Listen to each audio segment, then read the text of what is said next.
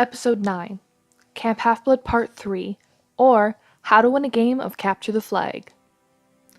For those of you who don't know, my name is Calyx Carter. I'm the daughter of the Greek goddess Athena, and I started making these podcasts because of a dream from her.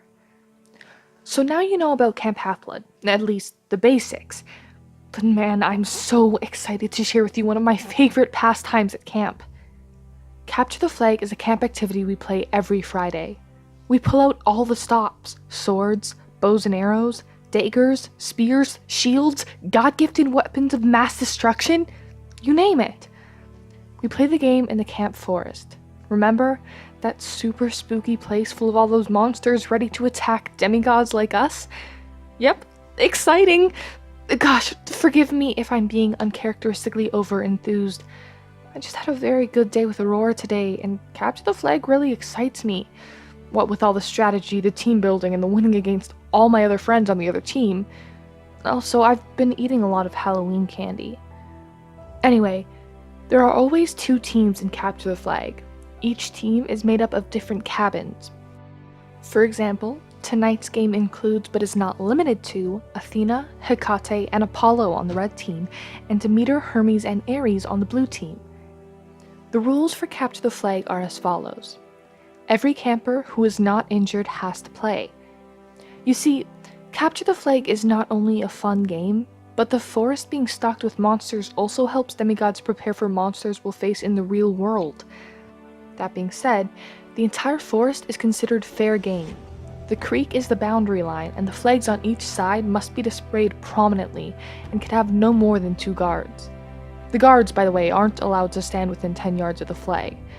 All magical items are allowed, so if your godly parent did give you a super sweet gift, like a gold coin that melts away to whatever item you need it to be, you have the perfect opportunity to use it.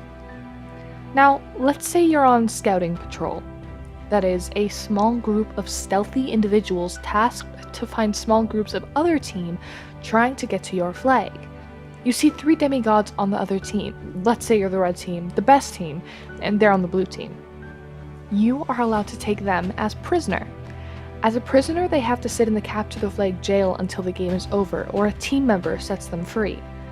Prisoners may be disarmed, so even if they are free, they won't be able to get their weapon of choice back until the game is over, but they may not be bound or gagged, so they can scream for help. Now this next one is a very important rule, one Chiron asks the Hecate, Nike, and Ares cabins to pay special attention to. Killing or maiming is not allowed. The punishment for breaking this rule is the loss of dessert for 1 whole week. And if your name happens to be Fiona and you're the daughter of Hecate, you also have kitchen duty for a month. What, Chiron? I can't say that? Oops, too late. Guess Fiona will have to have kitchen duty if she maims me again. Why do you think I missed a few weeks of uploading? I was in the infirmary. Sorry. Anyway, to win a game of Capture the Flag, I have a few secret strategies I'm willing to share. That being said, I will not be sharing all of Cabin 6's strategies, because we still need them to win. Strategy number 1. Be on the red team, or any team the Athena cabin is on. You're more than likely to win, depending on the combination of other cabins on your team and the blue team. Athena is the goddess of wisdom and battle strategy after all, and we're only as prepared as our least smart cabin mate, which is me. So I'd like to say pretty prepared. Strategy 2. Hermes kids make excellent scouting patrol. Ares kids make excellent border defense at the creek. And there's no one better to guard the flag than Hecate campers who know how to manipulate the mist. Strategy 3. If you've got someone with extra eccentric powers, like the child of Poseidon who can make geysers erupt to their feet, or the child of Hephaestus who can summon fire at will, use them as a primary distraction. Tying this in with Strategy 4. Always have 2 flag teams. That is, 2 groups of 3 demigods tasked with finding, retrieving, and carrying the flag over the creek in order to win the game. Have 3 routes set up, 1 directly towards the middle of the creek, and 2 on the outskirts of the northwest and southeast sides of the forest. 2 of these routes will be occupied by the flag teams, and 1 with the primary distraction team, who will use their powers to attract attention and cause a commotion so the other team assumes them to be the primary and/or only side team on their way to get the flag. Now, usually this game is played cabins versus cabins, but when the Hunters of Artemis come to camp, we engage in a very fun, if not mentally exhausting, game of camp versus hunters. See that? Now, that's a game we almost always lose. The Hunters of Artemis stay in the otherwise empty Cabin 8, even though none of the hunters are Artemis's daughters. Yes, only daughters. The Hunters of Artemis is a female-exclusive group following her lady Artemis on new adventures, hunting monsters and whatever else they see fit.